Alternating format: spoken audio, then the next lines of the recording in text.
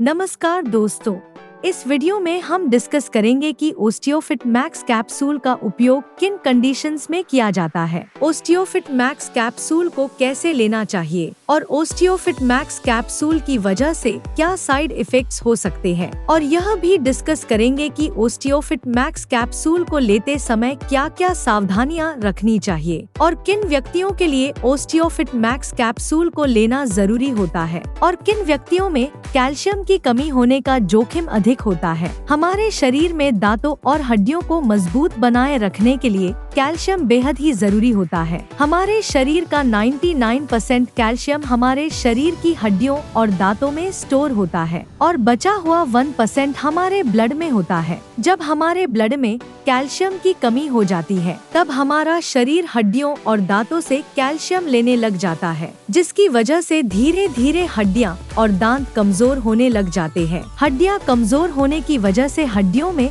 हल्की सी चोट या गिरने की वजह से भी फ्रैक्चर हो सकता है। कैल्शियम की कमी की वजह से दांतों की जड़ें कमजोर हो जाती है और दांत भंगुर होकर टूटने लगते हैं और छोटे बच्चों में कैल्शियम की कमी होने पर उनके दांतों को निकलने में देरी हो सकती है या लंबा समय लग सकता है। बच्चों में कैल्शियम की कमी लंबे समय तक रहने पर उनकी हाइट भी कम रह सकती है। कैल्शियम की कमी की वजह से बच्चों में रिकेट्स हो सकता है और 19 साल से अधिक उम्र के व्यक्तियों में ऑस्टियोमलेशिया और ओस्टियोपोरोसिस होने का रिस्क अधिक हो जाता है। ओस्टियोपोरोसिस एक हड्डियों का रोग है जिसमें हड्डियां बहुत ही कमजोर व अंदर से खोखली हो जाती है, जिसकी वजह से हड्डियों में हल्की सी चोट या गिरने की वजह से भी फ्रैक्चर हो सकता है। शरीर में कैल्शियम की कमी होने पर शरीर की हड्डियों और जोड़ों में दर्द रहने की समस्या भी हो सकती है। कैल्शियम के साथ विटामिन डी भी लेना जरूरी होता है। शरीर में विटामिन डी की कमी होने पर भी कैल्शियम की कमी हो सकती है, क्योंकि विटामिन डी शरीर में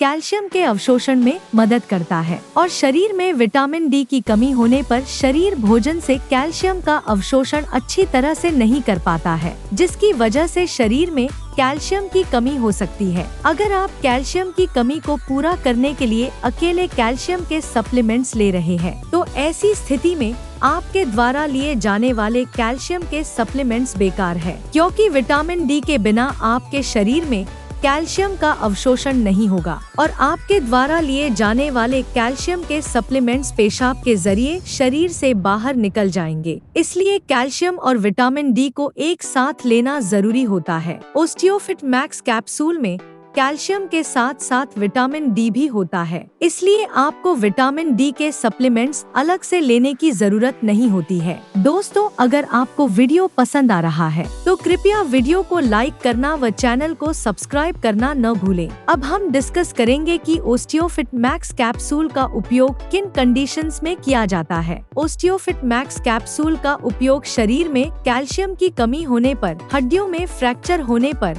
रूमेटॉइड अर्थराइटिस और ऑस्टियोआर्थराइटिस होने पर, शरीर के जोड़ों, हड्डियों व मांसपेशियों में दर्द होने पर, न्यूरोपैथिक दर्द होने पर यानी नसों का दर्द होने पर, डायबिटिक न्यूरोपैथी होने पर, गर्भवती महिलाओं और स्तनपान करा रही महिलाओं के लिए ऑस्टियोपोरोसिस होने पर, ऑस्टियोमलेशिया या रिकेट्स होने पर, शरीर में न्यूट्रिशन की कमी होने पर, शरीर में दांतों, जोड़ों और हड्डियों को स्वस्थ बनाए रखने के लिए, और जो व्यक्ति मिर्गी या दौरों की दवाइयां ले रहे हैं जैसे फेनोबारबिटल फेनिटोइन, उन व्यक्तियों को भी डॉक्टर ओस्टियोफिट मैक्स कैप्सूल को लेने की सलाह दे सकता है। अब हम डिस्कस करेंगे कि किन व्यक्तियों में कैल्शियम की कमी होने का जोखिम अधिक होता है और किन व्यक्तियों को ओस्टियोफिट मैक्स कैप्सूल को लेने की जरूरत पड़ सकती है। जो व्यक्ति शुद्ध शाकाहारी डाइट लेते हैं और दूध, दही जैसे डेयरी प्रोडक्ट्स का सेवन बहुत कम मात्रा में करते हैं, ऐसे व्यक्तियों में कैल्शियम की कमी होने का जोखिम अधिक होता है। इसलिए ऐसे व्यक्तियों को ओस्टियोफिट मैक्स कैप्सूल को लेने की जरूरत पड़ सकती है। महिलाओं में मेनोपॉज के बाद एस्ट्रोजन हार्मोन का प्रोडक्शन कम हो जाता है, जिसकी वजह से महिलाओं में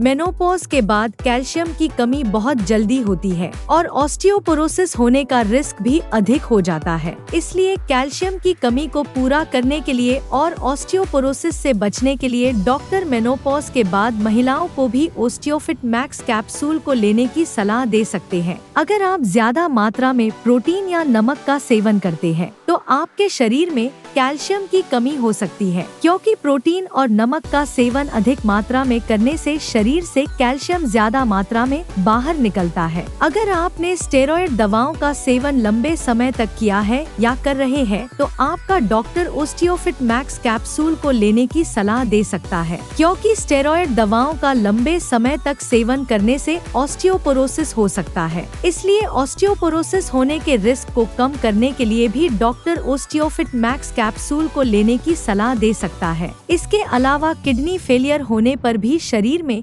कैल्शियम की कमी बहुत जल्दी होती है। जिन व्यक्तियों को लैक्टोज इंटॉलरेंस की समस्या है, उन व्यक्तियों में भी कैल्शियम की कमी हो सकती है। लैक्टोज इंटॉलरेंस की समस्या होने पर व्यक्ति दूध को अच्छी तरह से पचा नहीं पाता है, जिसकी वजह से भी शरीर में कैल्शियम की कमी हो सकती है। अगर किसी व्यक्ति को दूध को पीने के बाद पेट में दर्द, पेट में गैस, पेट में भारीपन, दस्त या स्टूल के अंदर फैट आती है, तो ये लक्षण लैक्टोज इंटॉलरेंस के हो सकते हैं। अब हम डिस्कस करेंगे कि ओस्टियोफिट मैक्स कैप्सूल को कैसे लेना रेकमेंडेड होता है। ओस्टियोफिट मैक्स कैप्सूल को खाना खाने के बाद लेना रेकमेंडेड होता है। ओस्टियोफिट मैक्स कैप्सूल को आप हल्के गर्म दूध या हल्के गर्म पानी के साथ ले सकते हैं। आमतौर पर 18 साल से अधिक उम्र के ज्यादातर व्यक्तियों को डॉक्टर ओस्टियोफिट मैक्स कैप्सूल को दिन में एक ही बार लेने की सलाह देते हैं। ओस्टियोफिट मैक्स कैप्सूल की डोज उम्र, शरीर के वजन और बीमारी की गंभीरता के आधार पर कुछ व्यक्तियों में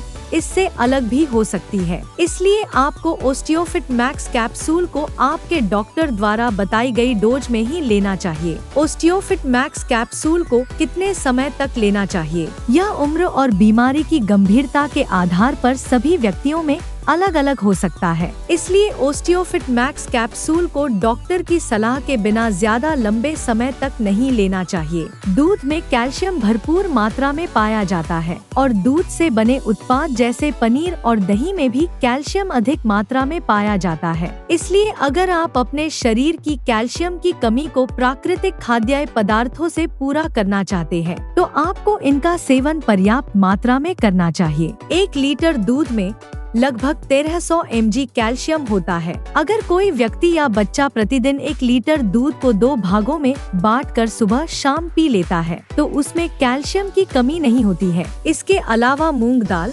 बादाम, नारियल, सोयाबीन, आम, संतरा और आंवला भी कैल्शियम से भरपूर होते हैं। इसलिए इनका सेवन आपको भरपूर मात्रा में करना चाहिए। साइड इफेक्ट्स की बात करें तो वैसे तो ओस्टियोफिट मैक्स कैप्सूल एक बहुत ही सुरक्षित दवा है और ज्यादातर व्यक्तियों में ओस्टियोफिट मैक्स कैप्सूल की वजह से कोई साइड इफेक्ट्स नहीं होते हैं। लेकिन अगर आप ओस्टियोफिट मैक्स कैप्सूल को रेकमेंडेड डोज से ज्यादा डोज में लेते हैं, तो इसकी वजह से ब्लड में कैल्शियम का लेवल ज्यादा हो सकता है, जिसको हाइपरकैल्सीमिया भी कहते हैं। शरीर में कैल्शियम का स्तर ज्यादा होना भी नुकसानदायक होता है। कुछ रिसर्च में यह पाया गया है कि ब्लड में कैल्शियम का लेवल ज्यादा होने से दिल से संबंधित रोग होने का रिस्क अधिक हो जाता है। किडनी में पथरी होने का रिस्क भी अधिक हो जाता है। इसलिए डॉक्टर की सलाह के बिना ओस्टियोफिट मैक्स कैप्सूल को ज्यादा डोज में या ज्यादा लंबे समय तक लेने से बचना चाहिए। अब हम डिस्कस करेंगे कि ओस्टियोफिट मैक्स कैप्सूल को लेते समय क्या क्या सावधानियां रखनी चाहिए।